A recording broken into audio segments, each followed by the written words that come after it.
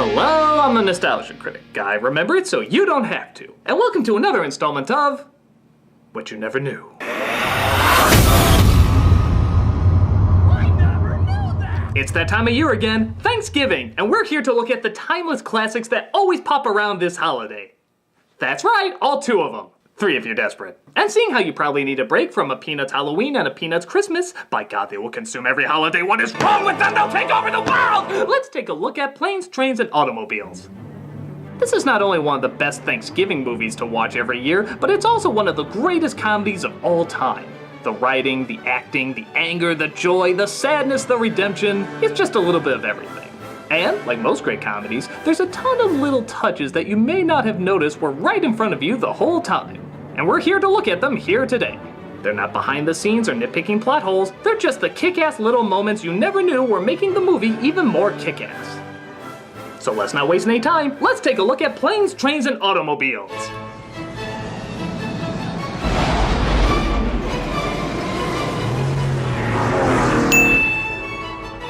Being a John Hughes production, it's no big shock that the home in this movie is in Chicago. But did it have to be the exact same house from Home Alone? Yeah, look pretty similar, don't they? A lot of people have speculated that this is the same house, but if you look closely, you'll notice there are some differences. However, the house that was used for Home Alone, it turns out, is just a few miles down the street.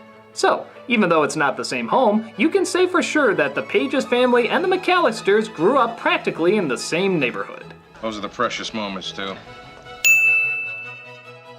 We all know the calling cards of Del Griffith, giant suitcase, tons of clutter, and of course, shower curtain rings. But even before we knew that, there were clues to his identity before he was introduced. For example, when Del accidentally steals Neil's cab, you'll notice that in the puddle where the cab used to be, there's, what else? A shower curtain ring. Blink for a second and you might miss it.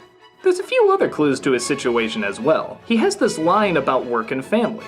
I got a motto. Like your work, love your wife. Well, I'll remember that. However, when they get off the plane, Neil immediately calls his family while Del immediately calls a hotel. As soon as we got off the plane, you called home, I called the Braidwood Inn. If you're supposed to like your work and love your wife, why didn't he call his wife, you wonder? Also, if you look closely at the stickers on the suitcase, you'll notice they're all just for hotels. This makes sense as those are the only places he'd be able to visit and get memorabilia from. Probably better than the mementos Neil took back from his travels. Take my socks out of the sink if you're gonna brush your teeth, all right? Cameo time! Hi, Michael McKean. Hi, boy from Mrs. Doubtfire. Hi, lawyer from Jurassic Park. Hi, Ferris Bueller's father and teacher and principal secretary. Hi, guy from the plane in Home Alone. You know, the dangly ones guy. And of course, hello, seemingly pointless Kevin Bacon appearance. Yeah, this is such a strange little pop-in, isn't it? While many people wondered why he made such a quick and voiceless cameo, people have questioned if this could possibly be the same character from another John Hughes movie, She's Having a Baby. However, later in the film, we also see that She's Having a Baby is playing on television. I'm the burn the sheet!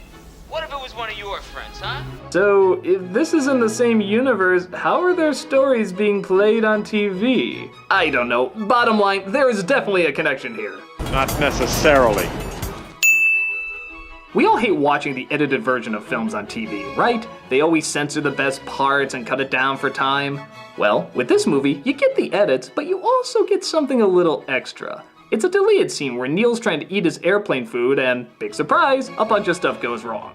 It's really funny and I'm not sure why it was cut out of the original. You can see it on the special edition Blu-ray or, like I said, just catch it on TV if you're ever channel surfing. Needless to say, this is one of the few times where they added something instead of just taking away. You know, that's a damn rare thing these days. Speaking of censoring, back in 1987, this film would have no problem getting a PG rating. It is literally just 1 minute of film that tosses it into the R category.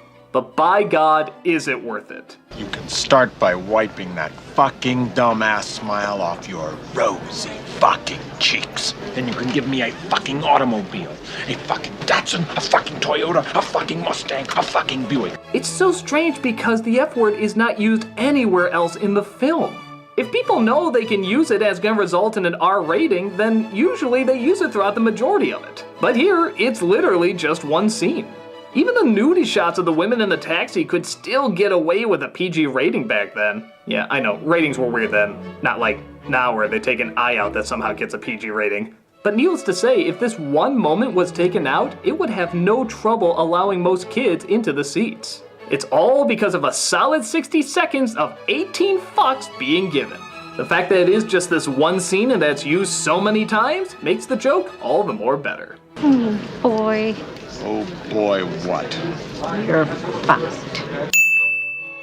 Here's a piece of irony. It turns out that if Neil and Del just stayed at the airport, they probably would have made it back just in time. Yeah, it flies by real fast, but there is a scene where his wife is watching the news and they say that O'Hare is clearing up. Traffic is resuming at O'Hare Field and flights will be moving out of there very shortly. That means that this crazy-ass experience all could have been avoided if he only waited a touch longer. That's gotta hurt. Have mercy. John Candy was one of our greatest comedians and was always great at adding little touches in his performances. Del Griffith is no exception. Like, have you ever noticed he rarely zips up his boots? This is probably because he enjoys letting his feet out like before. Oh, that feels good. Also, he seems totally okay with putting cigarettes out in his grapefruit. You're a miracle! And just to add insult to injury on Neil's part, everything in his bag is either a bowel or gas-related product, guaranteeing that he's in for a really bad night. There's also speculation that his snoring is slowly to the tune of shave and a haircut. It would drive anybody insane.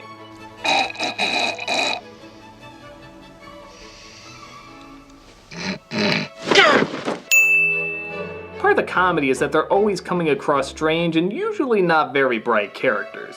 For example, what's this guy's story with the mice? He just has a box full of mice out. Why?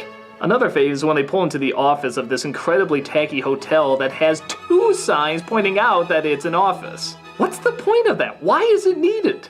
Also, even though Neil's name is clearly introduced, this hotel manager gets it wrong immediately after hearing it. This is Neil Page. Neil Gus Mooney. Glad to meet you, Nick. Also notice that after Ben Stein smiles after delivering bad news, another strange thing to do, the destination is now changed to the word nowhere. This airport has a sick sense of humor. How'd you like a mouthful of teeth? This is Neil Page from Chicago. Ew. You ever notice that even though they crash into a hotel room and leave without telling anybody, they're still polite enough to put their turn signal on? I guess fleeing the scene doesn't mean they had to have bad manners, just strange priorities.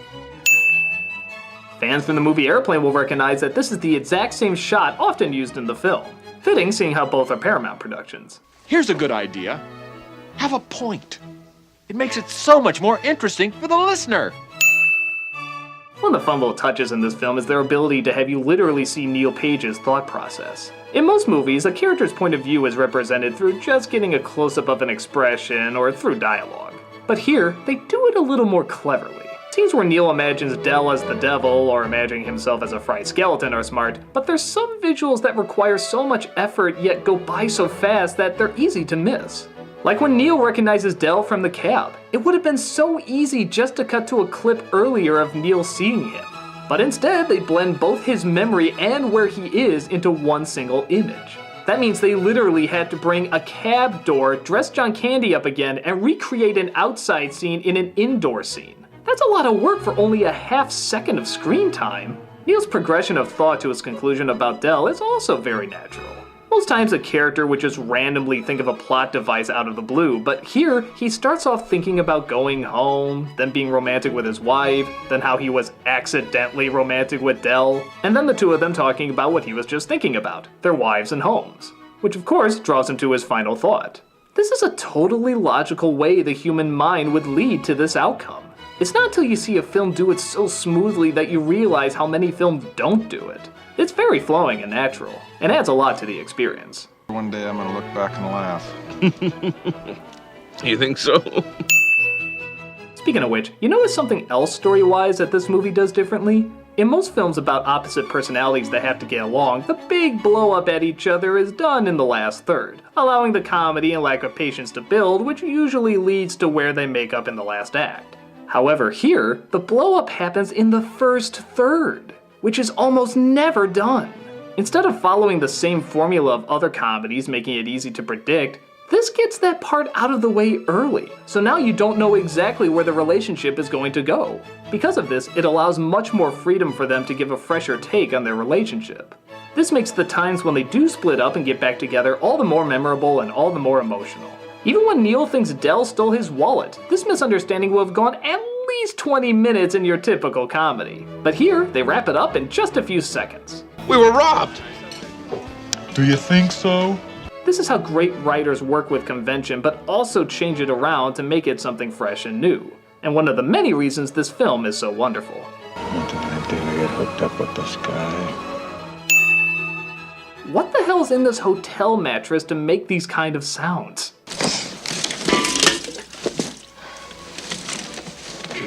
It's almost as uncomfortable as the scratching sound made shortly after. I don't want to know what's causing either of those. You may notice Del has a black eye near the end of their journey. This could be due to a deleted scene, but maybe it's tied into this line. The driver's a little freaky about people riding up in his cab. Was Del so determined to get Neil home that he actually took a hit from a paranoid attacker just to reassure them a ride? Nothing can say for sure, but it's totally a possibility. Is this a coincidence or what? And the number one thing you never notice about planes, trains, and automobiles is there's 2 handprints stained on the wall above their hotel bed. That doesn't sound like much, but really think about it. What position would require someone to put stained hands just above their hotel room bed? Yeah, pretty subtle and pretty sneaky. But once you notice it, you can't stop looking at it. It just adds to the uncomfortableness of the situation as well as the hilarity of the setup. Little touches like this that you need to look for are definitely the reason why so many people watch this movie every Thanksgiving. See that Bears game last week? Yeah, hell of a game, hell of a game. Bears got a great team this year. They're gonna go all the way. Are there any that we missed? Are there any little touches worth talking about? Well, leave them in the comments below and keep talking about a film that's definitely worth talking about. I'm the Nostalgia Critic guy, remember, so you don't have to.